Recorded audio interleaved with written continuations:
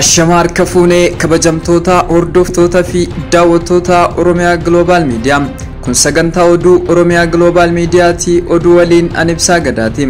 Dura dursuun hangafoota oduu. Naannoo Amaaratti rasaasni cidhaa fi boo'icha irratti dhukaafamu baatii lama keessatti namoota 12 galaafachuun beekameera. Bidiruun Galaana Diimaa keessatti dhidhimtee godaantonni du'uun beekameera.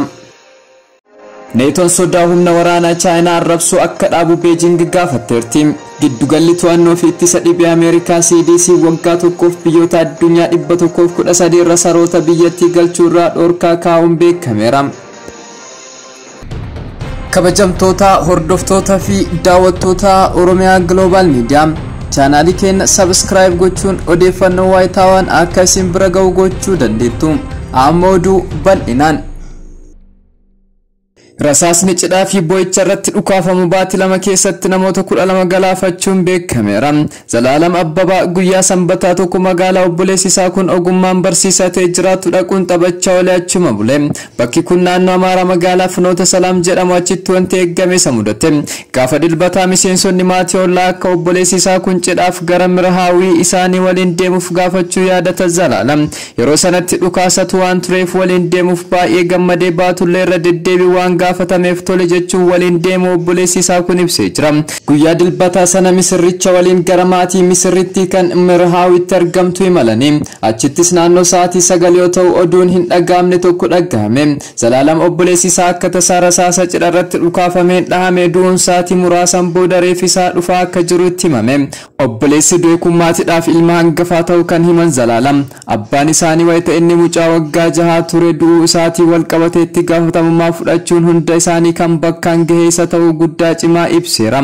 Magaalaa Finoota Salaamitti barsiisaa fi abbaa mucaa tokko ta'uu obboleessi isaa kan dubbatu Zalaalam baratee maatii gargaaruun wayita eegalutti balaa tasaa kanaan lubbuun isaa darbuu maatiin rakkina biraa keessa galchuu himee jira.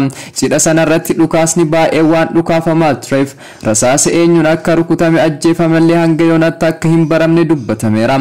Lakkoofsi namoota sababa dhukaasa cidha bareechuuf yookiin ammoo tibba gaddatti naannoo Amaaratti dhukaafamaniin du'an dabalaa jiraachuu qondaaltonni naannichaa himaniiru.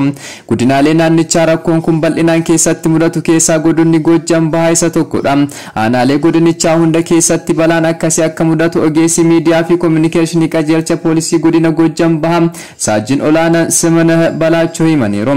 Saajin Olaanaa Simanah yeroo garagaraatti haala itti fayyadama meeshaa waraanaa fi dhukaasa sirnoota adda addaa irratti seeraan ala taasifamu ilaalchisuun caasa nageenya naannichichaa fayyadamuun yaalii hubannoo cimsuu taasifamu himaniiru.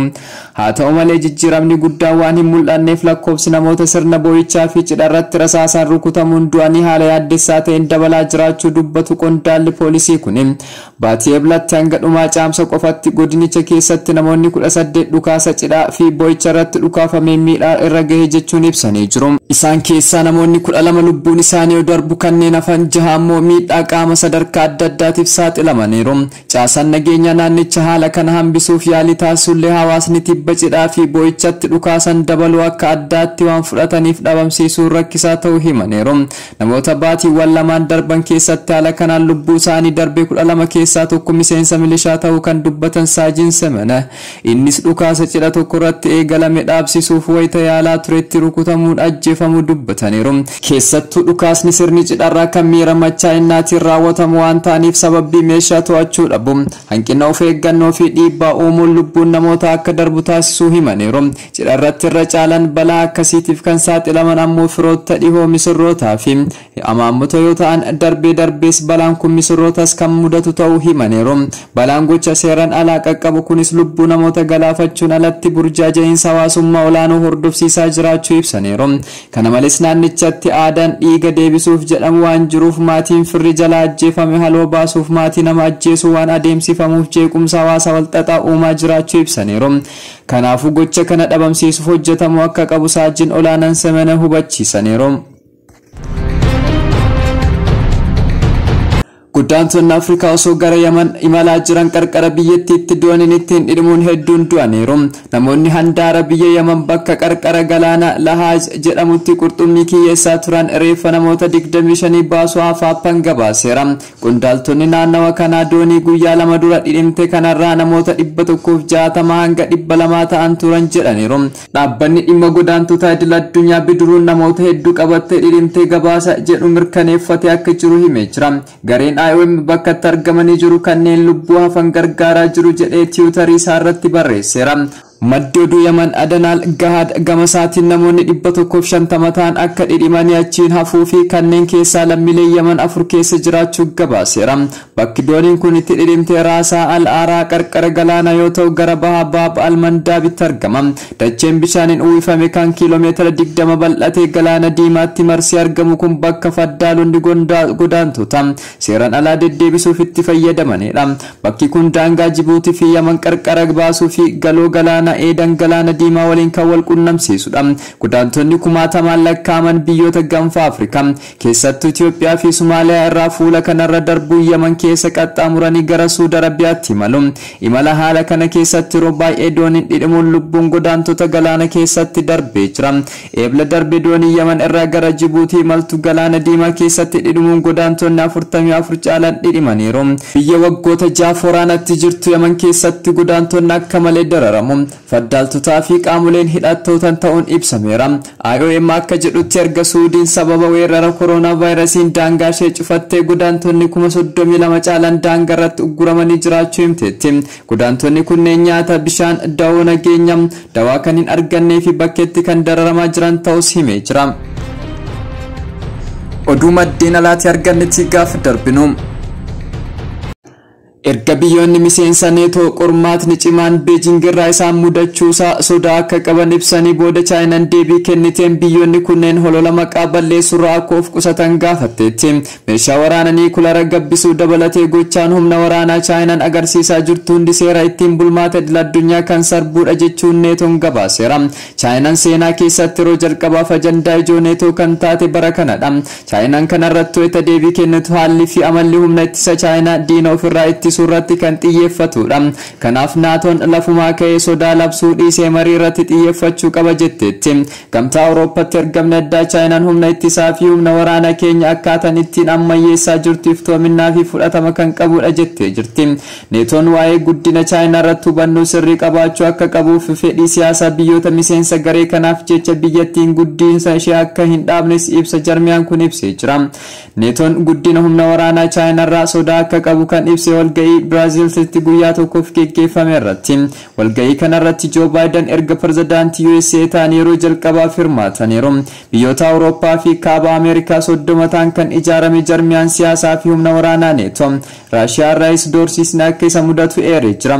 Pirezidaantii Joo Baayiden gita isaanii kan Raashiyaa Vilaadimir Puutiin waliin roobii Jeenevaatti wal arguuf jedhu. Jarmiyaan kun walga'iin isaanii kaleessa ta'ee xumura irratti ibsa baaseen Chaayinaan ifaan ifatti osoo hin taane malaan sirna ittiin bulmaata idil-addunyaa qorataa jirti, nageenyummaa neetoo yaaddoo keessa galchaa jirti jedhaniiru. Hanqina iftoominaa fi odeeffannoon dogongorsaan irra deddeebiin Chaayinaan biraa mul'atu akka nuti irratti xiyyeeffannu nu dirqamsiisa jechuun ibsa isaanii keessatti ibsaniiru.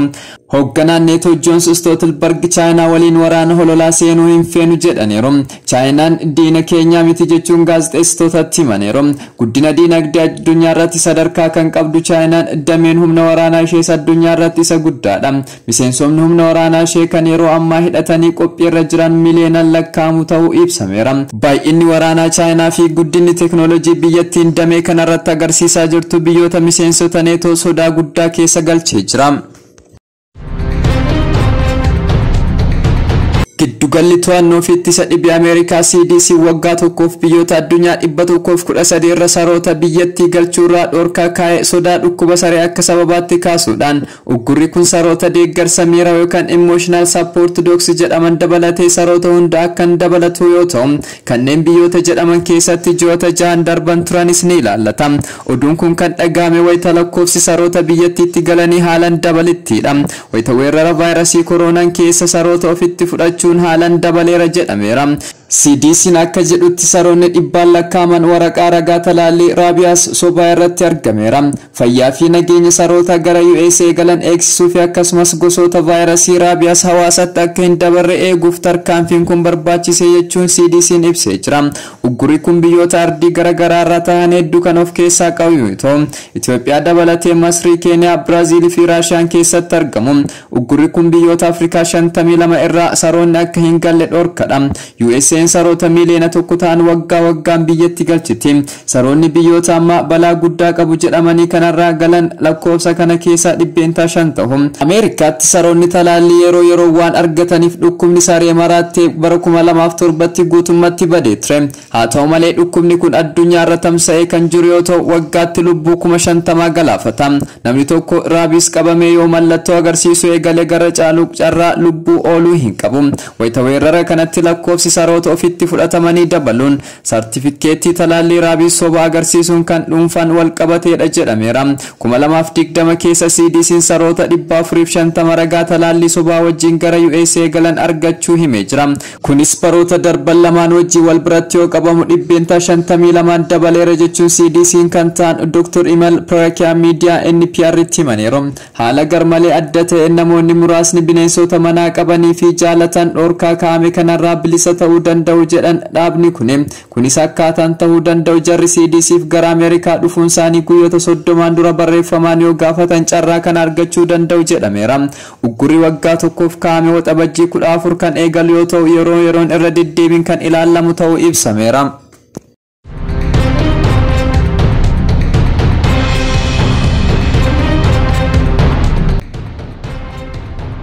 Kabajamtoota hordoftoota fi daawwattoota keenya oduun sa'aatii kanaaf qabannee dhiyaanne kana fakkaata.